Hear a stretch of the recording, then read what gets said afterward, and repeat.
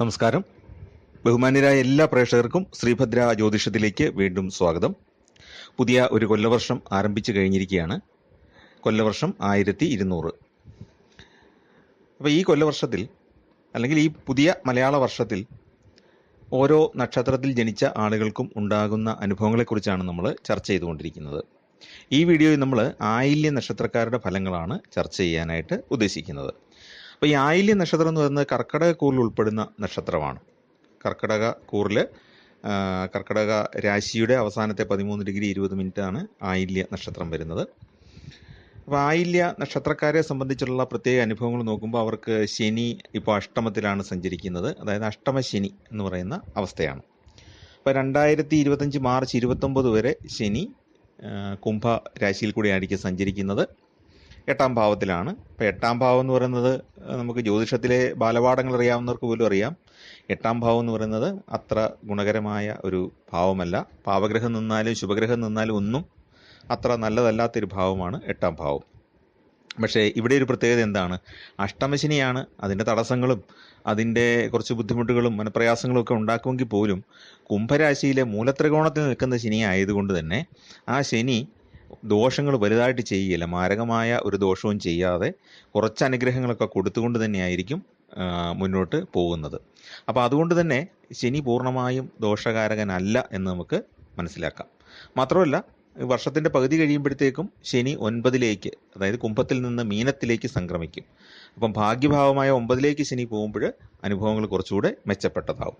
അതുപോലെ തന്നെ വ്യാഴം ഇപ്പോൾ 11ാം ഭാവത്തിലാണ് സഞ്ചരിക്കുന്നത്. ലാഭത്തിൻ്റെ ഭാവമാണ്, വരവ് ഒക്കെ വർദ്ധിപ്പിക്കുന്ന ഭാവമാണ്.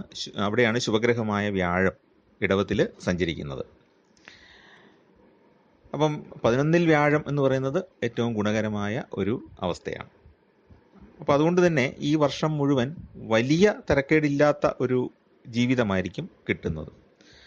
ലൈഫ് വലിയ ബുദ്ധിമുട്ടില്ലാതെ ഗുണദോഷ സമ്മിശ്രം എന്ന് പറയാമെങ്കിലും ഗുണങ്ങൾ കൂടിയിരിക്കുന്ന രീതിയിലായിരിക്കും മുന്നോട്ട് പോകുന്നത്. അപ്പോൾ ഈ വ്യാഴം മെയ് 14 2025 മെയ് 14 ആകുമ്പോഴാണ് വ്യാഴം മിഥുനത്തിലേക്ക് കടക്കുന്നത്. അപ്പോൾ ഈ മെയ് 14 ശേഷം അത്ര ഗുണകരമെന്ന് പറഞ്ഞുകൂടാ. കാരണം 12ൽ വ്യാഴം വരും. അപ്പോഴത്തേക്കും ആ സമയത്ത് അനുഭവങ്ങൾ കുറച്ച് മോശമാവും. അപ്പം മൊത്തം എടുത്തു നോക്കുമ്പോഴെന്താണ്, ഇപ്പം ശനി അഷ്ടമത്തിലാണെങ്കിലും വ്യാഴം അനുകൂലമാണ്. ഇനി ശനി 9ലേക്ക് വരുന്നു. ഭാഗ്യഭാവമായ 9ലേക്ക് ശനി വരുമ്പോൾ ശനി അനുകൂലമാണ്. പക്ഷെ വ്യാഴം 12ൽ പോകുന്നതുകൊണ്ട് അത് പ്രതികൂലമായിട്ട് വരും. പക്ഷേ സമ്മിശ്ര ഫലമായിരിക്കും ഉണ്ടാകുന്നത്. എല്ലാം കൂടെ ദോഷമായിട്ട് വരുന്നൊരു അനുഭവം ഉണ്ടാകുന്നില്ല. അങ്ങനെ നോക്കുമ്പോൾ ന്യായമായ രീതിയിലുള്ള നേട്ടങ്ങൾക്കും ഒക്കെ വഴി തുറക്കുന്ന, കുറേ ലാഭങ്ങൾക്കൊക്കെ വഴി തുറക്കുന്ന ഒരു വർഷമാണ് 1200 എന്ന് പറയാം. ഇതോടൊപ്പം തന്നെ രാഹുകേതുക്കളും 2025 സ്ഥാനം മാറുന്നുണ്ട്. ഇടവം 4 അല്ലെങ്കിൽ മെയ് 18 തീയതി ആകുമ്പോഴത്തേക്കും രാഹു മീനത്തിൽ നിന്ന് കുംഭത്തിലേക്കും കേതു കന്നിയിൽ നിന്ന് ചിങ്ങത്തിലേക്കും സംക്രമിക്കും. അപ്പോൾ ഈ രാഹുകേതുക്കളും ശനിയും വ്യാഴവുമാണ് ജീവിതത്തെ ഏറ്റവും കൂടുതൽ ബാധിക്കുന്ന ഗ്രഹങ്ങൾ. ഗ്രഹങ്ങളാണോ ബാധിക്കുന്നത് എന്ന് ചോദിച്ചാൽ ആ ഗ്രഹങ്ങളുടെ എലമെൻറ്റ്സ് അല്ലെങ്കിൽ അവ പ്രതിനിധീകരിക്കുന്ന മൂലകങ്ങളെ ഈ ഗ്രഹങ്ങളുടെ ചലനങ്ങൾ സ്വാധീനിക്കുന്നു. അങ്ങനെ അത് നമ്മുടെ ജീവിതത്തെയും സ്വാധീനിക്കുന്നു പരോക്ഷമായിട്ട്. അപ്പോൾ ന്യായമായ നേട്ടങ്ങളുണ്ട്, ഗുണഫലങ്ങൾ കൂടുതലാണ്. ഗുണദോഷ സമ്മിശ്രം എന്ന് പറയുമെങ്കിലും ഗുണഫലങ്ങൾ കൂടുതലാണ്. പിന്നെ ജോലി തേടുന്നവർക്ക് പഠിച്ച വിഷയത്തോടനുബന്ധമായ ജോലി കിട്ടാനുള്ള യോഗമുണ്ട്. ഉദ്യോഗത്തിലിരിക്കുന്നവർക്ക് പ്രൊമോഷൻ കിട്ടാനോ അല്ലെങ്കിൽ അരിയറുകളൊക്കെ പണ്ട് കിട്ടാനുള്ള കുടിശ്ശികകളൊക്കെ കിട്ടാനുള്ള സാധ്യതയുണ്ട്. അന്യദേശത്ത് വസിക്കുന്നവർക്ക് സ്ഥിരമായ ഒരു തൊഴിൽ കിട്ടാനുള്ള സാധ്യതയും ഈ സമയത്ത് ഉണ്ട്. വ്യാപാരത്തിലൊക്കെ സാമാന്യമായ വളർച്ചയും ഒക്കെ ഉണ്ടാകും. സാമ്പത്തിക നേട്ടം ഉണ്ടാകും. ഭാര്യാഭർത്താക്കന്മാർക്ക് ഒരുമിച്ച് താമസിക്കാൻ കഴിയുന്ന രീതിയിൽ അവർക്ക് ജോലി ക്രമീകരിച്ച് കിട്ടാനും യോഗമുണ്ട്. പൊതുവേ നോക്കുമ്പോൾ കുടുംബജീവിതത്തിൽ ഒരു ആഹ്ലാദ അന്തരീക്ഷം ഉണ്ടാകാൻ ഇടയുണ്ട്. ഈ ആദ്യകാലത്ത് കുറച്ച് ബുദ്ധിമുട്ട്, അഷ്ടമശനിയുള്ള സമയത്ത് കുറച്ച് ബുദ്ധിമുട്ടുകൾ, ചെറിയ അഭിപ്രായ വ്യത്യാസങ്ങളൊക്കെ ഉണ്ടാകാം. എങ്കിൽ പോലും അഷ്ടമശനി കുറഞ്ഞു വരുന്നതോടുകൂടി, അതായത് ശനി ഇപ്പോൾ വക്രത്തിലാണ്, അതിന് നേർഗതിയായിട്ട് മുന്നോട്ട് നീങ്ങി മീനത്തിലേക്ക് സംക്രമിക്കുമ്പോഴത്തേക്കും നമുക്ക് പുതിയൊരു വീട് വാങ്ങിക്കാനുള്ള ആഗ്രഹം സാധിക്കുന്നതാണ്. വാഹനം ഒന്ന് മാറ്റി വാങ്ങിക്കണമെന്ന് ആഗ്രഹിക്കുന്നവർക്ക് അത് സാധിക്കും. ഭൂമി വാങ്ങിക്കണമെന്ന് ആഗ്രഹിക്കുന്നവർക്ക് അതും സാധിക്കുന്ന ഒരു കാലമാണ്. കൃഷിഭൂമിയൊക്കെ ആണെങ്കിൽ ശനി ഒരുപാട് ഗുണങ്ങൾ ചെയ്യും അതിന്. അതല്ല, വീട് വെക്കാനുള്ളൊരു ഭൂമി വാങ്ങിക്കണമെന്ന് ആഗ്രഹിച്ചാലും അത് സാധിച്ചു കിട്ടുന്നതാണ്. പിന്നെ ആരാധനാലയങ്ങളുമായിട്ട് ബന്ധപ്പെട്ട പ്രവർത്തനങ്ങളിലൊക്കെ പങ്കാളിയാകാൻ സാധിക്കും. മാതാപിതാക്കളുമായിട്ട് നല്ല ബന്ധം പുലർത്താനായിട്ട് സാധിക്കും. അവരുടെ കാര്യങ്ങളൊക്കെ ചെയ്തു കൊടുക്കാൻ കഴിയും. പിന്നെ ശുഭാപ്തി വിശ്വാസവും കാര്യനിർവഹണ ശേഷിയൊക്കെ നന്നായിട്ട് വർദ്ധിക്കും. നന്നായിട്ട് പ്രസംഗിക്കാനും നമ്മുടെ ആശയങ്ങൾ പ്രകടിപ്പിക്കാനും ഒക്കെയുള്ള ഒരു കഴിവ് ഈ വർഷം ഉണ്ടാകുന്നതാണ്. അപ്പോൾ അതുകൊണ്ട് തന്നെ നമുക്ക് സമൂഹത്തിലൊരു അംഗീകാരമൊക്കെ കിട്ടാനായിട്ടത് ഇടയാകും. ഈ രാഷ്ട്രീയ പ്രവർത്തനത്തിൽ പോകുന്നവർക്ക് കുറച്ച് തിരിച്ചടികളൊക്കെ നേരിടേണ്ടി വരും. പൂർണ്ണമായും ഗുണകരം എന്ന് പറഞ്ഞുകൂടാ, എങ്കിലും അവർക്ക് അവിടെ ഒരു പരിഗണന കിട്ടും. പിന്നെ ജോലിയിൽ നിന്ന് അവധിയൊക്കെ എടുക്കേണ്ട അവസ്ഥകൾ ഉണ്ടാകാം. ഏറ്റെടുത്ത ദൗത്യങ്ങൾ പൂർത്തീകരിക്കാനായിട്ട് സാധിക്കും. പിന്നെയുള്ളത് എന്താണ്, മേലുദ്യോഗസ്ഥരുടെ പ്രീതിയൊക്കെ കിട്ടാൻ ഉള്ള രീതിയിൽ ജോലികൾ പൂർത്തിയാക്കാൻ സാധിക്കും. കൈവിട്ടു പോകുമെന്ന് വിചാരിക്കുന്ന പല കാര്യങ്ങളും കൈവിട്ടു പോകാതെ തിരിച്ചു പിടിക്കാനായിട്ട് സാധിക്കും. സന്താന ഭാഗ്യം ആഗ്രഹിച്ച് വളരെ കാലമായിട്ട് പ്രാർത്ഥിക്കുന്ന ആയില്യ നക്ഷത്രക്കാർക്ക് ഈ വർഷം സന്താന യോഗം ഉണ്ടാകാൻ സാധ്യതയുണ്ട്. പിന്നെ നാഡീരോഗങ്ങളൊക്കെ അലട്ടിയേക്കാം. അതിനൊക്കെ ചികിത്സ തേടേണ്ടി വരുന്ന സാഹചര്യങ്ങൾ ഉണ്ടായേക്കാം. പിന്നെ മറ്റൊരു കാര്യം, പല പ്രവർത്തനങ്ങൾക്കും സൽപ്രവൃത്തികൾക്ക് എന്ന് പറയാം, നാട്ടിൽ അല്ലെങ്കിൽ നമ്മളിപ്പോൾ ജീവിക്കുന്ന ആ സാഹചര്യത്തിൽ പല പല നല്ല കാര്യങ്ങൾക്കും മുൻകൈ എടുത്ത് പ്രവർത്തിക്കാനായിട്ട് സാധിക്കും. അപ്പം നമ്മുടെ പുറകെ കുറേ പേര് സഹായിക്കാനായിട്ട് എത്തിച്ചേരുകയും ചെയ്യും. വിദ്യാർത്ഥികളെയൊക്കെ സംബന്ധിച്ചിടത്തോളം അവർ ചില പ്രത്യേക പാഠ്യപദ്ധതിയിലൊക്കെ ചേരാനായിട്ട് ശ്രമിക്കും. പക്ഷേ ചിലപ്പോൾ ആദ്യം തന്നെ പ്രവേശനം കിട്ടിയെന്ന് വരികയില്ല സ്പെഷ്യലൈസ്ഡ് കോഴ്സുകൾക്ക്. പക്ഷേ 1-2 തവണ ശ്രമിച്ചാൽ അത് സാധിക്കുകയും ചെയ്യും. എപ്പോഴും അങ്ങനെയാണ് കേട്ടോ. ഈ ശനിയുടെ മുടക്ക് എന്ന് പറഞ്ഞാൽ ശനി പൂർണ്ണമായും ദോഷകരമായിട്ട് നിൽക്കുക, ജാതകത്തിലും ഗ്രഹചാരവശാലും എല്ലാം ദോഷകരമായിട്ട് നിൽക്കുകയാണെങ്കിൽ മാത്രമേ പൂർണ്ണമായിട്ട് ഒരു കാര്യം മുടങ്ങുകയുള്ളൂ. നമ്മൾ പലപ്പോഴും എന്ത് ചെയ്യാം, പരിശ്രമിക്കാതെ ആദ്യം മുടങ്ങുമ്പോൾ തന്നെ അതങ്ങ് വേണ്ടെന്ന് വെക്കും. പക്ഷേ ശനിക്കൊരു പ്രത്യേകതയുണ്ട്. ചില കാര്യങ്ങളിൽ ശനീശ്വരൻ ഒരു തിരിച്ചടി തന്നിട്ട് നമ്മളെ കൈപിടിച്ച് ഉയർത്തുന്ന ഒരു അനുഭവവും ധാരാളം പേർക്ക് ഉണ്ടായിട്ടുണ്ട്. അപ്പോൾ അതുകൊണ്ട് എപ്പം നിങ്ങൾ ആഗ്രഹിച്ചൊരു കാര്യം ചെയ്താലും അതിൽ ആദ്യം പരാജയപ്പെട്ടാലും ഒന്നുകൂടെ ഒന്ന് ശ്രമിച്ചു നോക്കുക. അപ്പോൾ അങ്ങനെയൊക്കെ ശ്രമിക്കുന്നവരെ ശനീശ്വരൻ പല കാലഘട്ടത്തിലും തുണയ്ക്കുന്നതായിട്ട്, പല ഘട്ടങ്ങളിലും പ്രതിസന്ധി ഘട്ടങ്ങളിലും തുണയ്ക്കുന്നതായിട്ട് കണ്ടിട്ടുണ്ട്. അപ്പോൾ അതൊന്ന് നിങ്ങളൊന്ന് ചെയ്തു നോക്കുക. പിന്നെ പരീക്ഷകളിലൊക്കെ ചില കാര്യങ്ങൾ മറന്നു പോവുക, മറവിയൊക്കെ ശല്യപ്പെടുത്താനുള്ള സാധ്യതയുണ്ട്. അതുകൊണ്ട് തന്നെ പഠനത്തിൽ കൂടുതൽ കോൺസെൻട്രേഷൻ കൊടുത്ത് പഠിക്കുക. വീഴ്ചകളുണ്ടാകാതെ ഭക്ഷണത്തിൽ നിന്ന് ദോഷം ഉണ്ടാകാൻ സാധ്യതയുണ്ട്. ഭക്ഷണത്തിലൂടെ വയറ്റിൽ അസുഖമോ ശാരീരിക അസ്വസ്ഥതകളൊക്കെ ഉണ്ടാകാനുള്ള സാധ്യതയുണ്ട്. അപ്പോൾ അതൊക്കെ ഒന്ന് ശ്രദ്ധിക്കുക. നല്ല സ്ഥലങ്ങളിൽ നിന്ന് മാത്രം ഭക്ഷണം കഴിക്കുക. സാമ്പത്തിക ചുമതലകളുള്ള ജോലികൾ ചെയ്യുമ്പോൾ വളരെയധികം സൂക്ഷിക്കേണ്ടതാണ്. വൈജ്ഞാനിക രംഗങ്ങളിൽ പ്രവർത്തിക്കുന്നവർക്ക് ഗുണകരമായ കാലമാണ്. അവരുടെ ആശയങ്ങൾ ധാരാളം പേർ അംഗീകരിക്കുകയും സമൂഹത്തിൽ നല്ലൊരു സ്ഥാനം കിട്ടുകയും ചെയ്യും.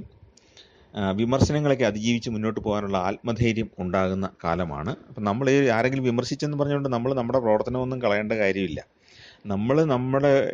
നമ്മൾ എടുക്കുന്ന നിലപാടുകൾ ശരിയാണെന്ന് നമുക്ക് ബോധ്യമുണ്ടെങ്കിൽ അതിലൂടെ തന്നെ മുന്നോട്ട് പോവുക. ആയില്യ നക്ഷത്രക്കാരെ സംബന്ധിച്ച് ഈ പറഞ്ഞ പോലെ തടസ്സങ്ങളൊക്കെ കുറച്ചൊക്കെ ഉണ്ടാകുമെങ്കിലും അവരുടെ നിലപാടുകൾക്ക് ഭാവിയിൽ അംഗീകാരം കിട്ടും. കുറച്ച് കഴിയുമ്പോഴത്തേക്കും ആളുകൾ അതിൻ്റെ അന്തസത്ത മനസ്സിലാക്കി നമ്മളെ അംഗീകരിച്ചു തുടങ്ങും. അപ്പോൾ അതുകൊണ്ട് നിരാശ എന്ന് പറയുന്ന ഒരു കാര്യമേ വേണ്ട. പിന്നെ പ്രണയിക്കുന്നവരെ സംബന്ധിച്ച് പ്രണയബന്ധം സഫലമാകാനുള്ള സാധ്യതയുണ്ട്. അവിടെയും ബന്ധുക്കളുടെ ഇടപെടലുകളൊക്കെ ഉണ്ടാകുമെങ്കിലും അത് നല്ലൊരു രീതിയിൽ മുന്നോട്ട് പോകും. സഹപാഠികളെ കാണാനും പഴയ ഒന്നിച്ച് പഠിച്ച കാലത്തേക്ക് ഓർമ്മിപ്പിക്കാനും ഒക്കെയുള്ള അവസരങ്ങൾ വന്നു ചേരും. പിന്നെ ഈ വർഷം മധ്യത്തോടു കൂടി അല്പം വീട് വിട്ട് കുറച്ച് ദൂരേക്ക് സ്ഥലം മാറ്റമൊക്കെ ഉണ്ടാകാനുള്ള സാധ്യതയുണ്ട്. അല്ലെങ്കിൽ പ്രവർത്തന മേഖലയൊന്ന് മാറ്റാനായിട്ടുള്ള ഒരു സാധ്യത ഉണ്ട്.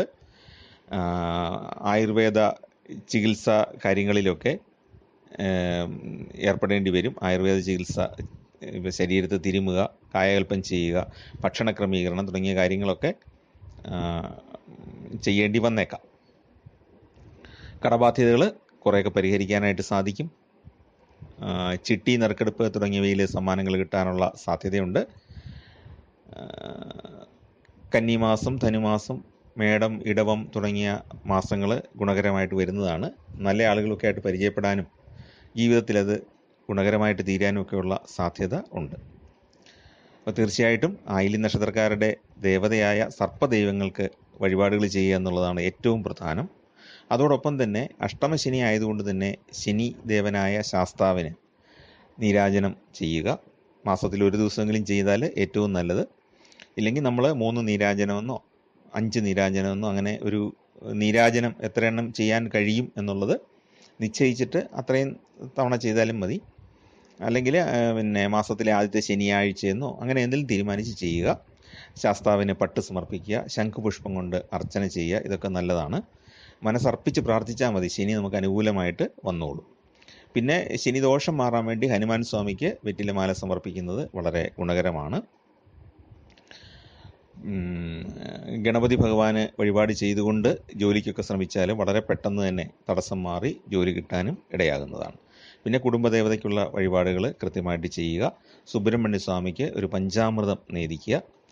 അപ്പോൾ ഏതെങ്കിലും നല്ലൊരു ദിവസം, മുരുകന് പ്രാധാന്യമുള്ള ദിവസമാണെങ്കിൽ ഏറ്റവും നല്ലത്, ആ ദിവസം സുബ്രഹ്മണ്യ സ്വാമിക്ക് പഞ്ചാമൃതം നിവേദിക്കുക. പ്രസാദം വാങ്ങിച്ചുകൊണ്ട് വരാനായിട്ട് ശ്രദ്ധിക്കുക. അപ്പം അങ്ങനെയൊക്കെ ചെയ്താൽ നമുക്ക് തീർച്ചയായിട്ടും വളരെയേറെ ഗുണഫലങ്ങൾ ഉണ്ടാകും. ഈ ആയില്യത്തിൻ്റെ ഒരു പ്രത്യേകത എന്താണ്? സർപ്പമാണല്ലോ ആയില്യത്തിൻ്റെ ദേവത.